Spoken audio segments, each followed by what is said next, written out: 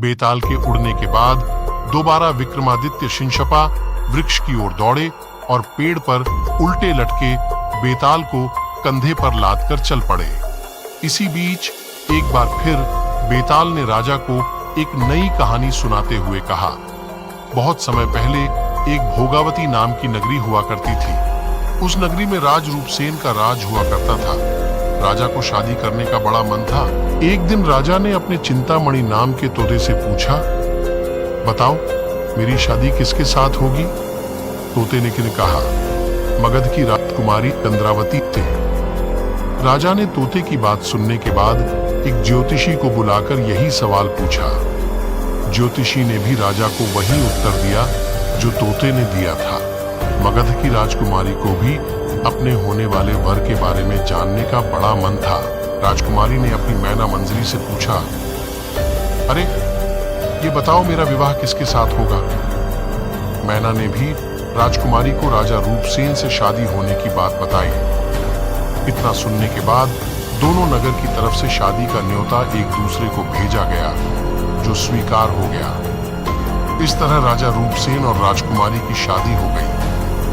शादी होने के बाद रानी अपने साथ मैना को भी लेकर आई। राजा ने अपने तोते से मंजरी मैना की शादी करवा दी और एक दिन किसी बात को लेकर मैना और तोते के बीच में बहुत बहस होने लगी। मैना गुस्से में कहने लगी, पुरुष पापी, धोखेबाज और अधर्मी होते हैं। फिर गुस्साए तोते ने कहा, स्त्री लालची, झूठी और हत्यारी होती है। और दोनों को एक ही पिंजरे में रख दिया। दोनों के बीच का झगड़ा इतना बढ़ गया कि यह बात राजा तक पहुंच गई। राजा ने दोनों से पूछा, क्या हुआ? तुम दोनों क्यों लड़ रहे हो? मैना ने झट से कह दिया कि महाराज, आदमी बहुत बुरे होते हैं, और फिर सीधे कहानी सुनाने लग गई। सालों पहले इलाहापुर नगरी में महाधन नाम का सेठ रहता था। उस सेठ के घर शादी के कई सालों बाद एक लड़का पैदा हुआ। महाधन सेठ ने उसका बड़े ही अच्छे से पालन पोषण किया।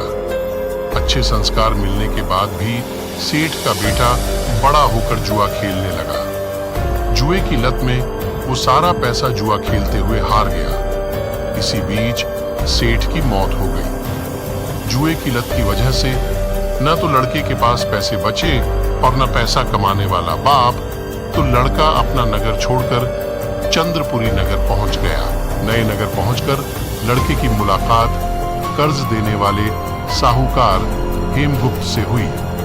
लड़के ने अपने पिता के बारे में साहूकार को बताया और एक झूठी कहानी उसको सुनाने लगा। उसने कहा कि वो जहाज लेकर बहुत बड़ा सौदा करके लौट रहा था। उसी समय समुद्र में इतना तेज तूफान आया कि उसका जहाज वहीं डूब गया और वो बच बचाकर यहाँ पहुंचा है। इतना सुनते ही साहूकार ने उसे अपने घर में रहने की इजाजत दे दी। इसी बीच हेमगुप्त साहूकार को ख्याल आया कि सेठ का यह लड़का मेरी बेटी के लिए अच्छा वर साबित हो सकता है।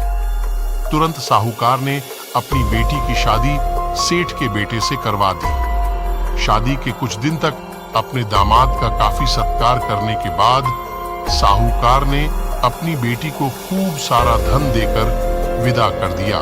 दोनों के साथ साहूकार ने एक दासी को भी भेजा। रास्ते में सेठ के बेटे ने अपनी पत्नी से कहा, सारे गहने मुझे दे दो, यहाँ कई लुटेरे हैं। उसकी पत्नी ने ऐसा ही किया। जेवर मिलते ही उसने दासी को मारकर कुएं में फेंक दिया और अपनी पत्नी को भी कुएं में धक्का दे दिया। लड़की जोर जोर से रोने लगी। उसकी रोने की आवाज सुनकर एक राहगीर ने महिला को कुएं से निकाला। कुएं से निकलते ही वो अपने पिता के पास चली गई। उसने अपने साहूकार पिता को सच्चाई नहीं बताई।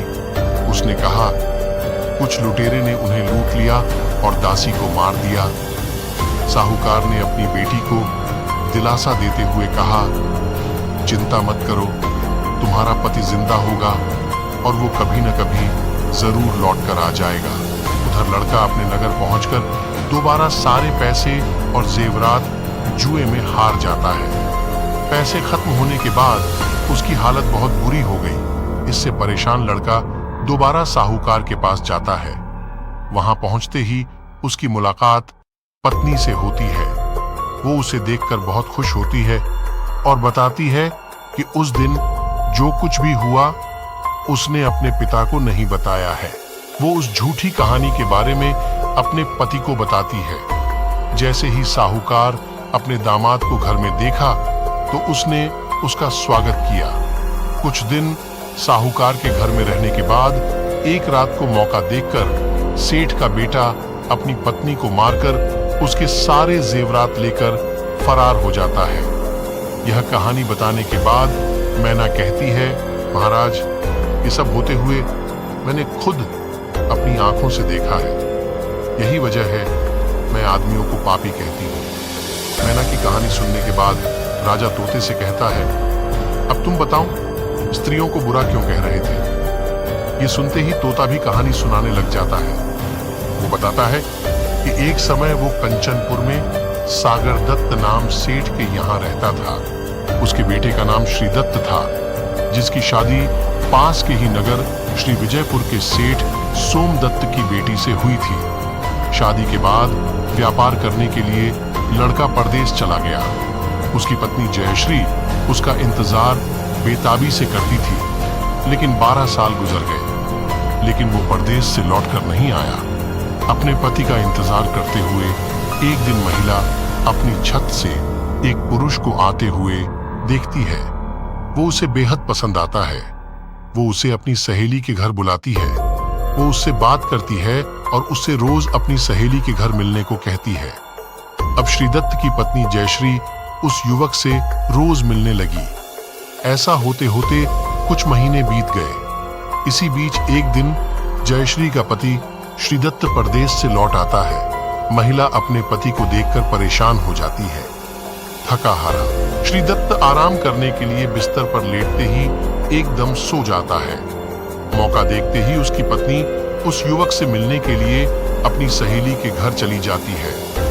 रात को उसे बाहर जाते हुए देख एक चोर उसका पीछा करता है।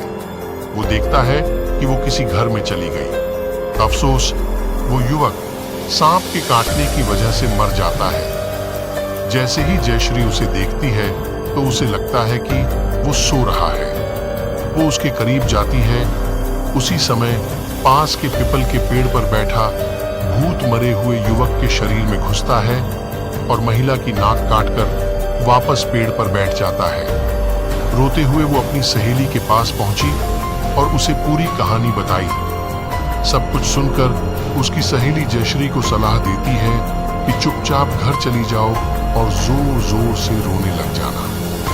जैसे ही कोई नाक के बारे में पूछे तो कह देना कि तुम्हारे पति ने काट दी है। वो ऐसा ही करती है। लड़की का पिता श्रीदत्त की शिकायत करता है। इसके बाद सभा में सभी पेश होते हैं। जैसे ही राजा लड़की की कटी हुई नाक देखता है तो गुस्से में उसके पति को सूली से लटकाने का फैसला सुना देता है। उस सभा में वो चोर भी मौजूद होता है जिसने श्रीदत्त की पत्नी को रात में घर से बाहर जाते और अन्य चीजों को देखा था। राजा द्वारा सुनाई गई सजा को सुनते ही चोर बहुत दुखी होता है। वो किसी तरह से हिम्मत करके राजा को सारी कहानी बताता है।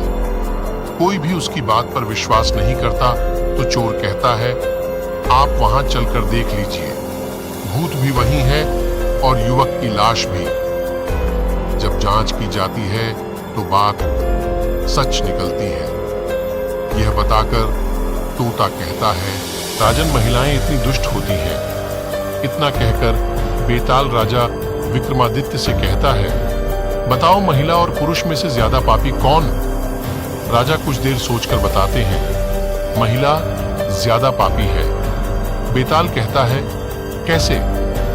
राजा ने जवाब में कहा, विवाहित होने के बावजूद महिला की परपुरुष पर नजर थी और उसने अपने पति को धोखा दिया। यह कहानी हमें सिखाती है कि इंसान को कभी भी झूठ नहीं बोलना चाहिए। झूठ बोलने का परिणाम हमेशा बुरा ही होता है। ऐसी ही इंटरेस्टिंग कहानी सुनने के लिए ड्रीम स्टोरीज चैनल को सब्सक्राइब कर वीडियो को लाइक करें।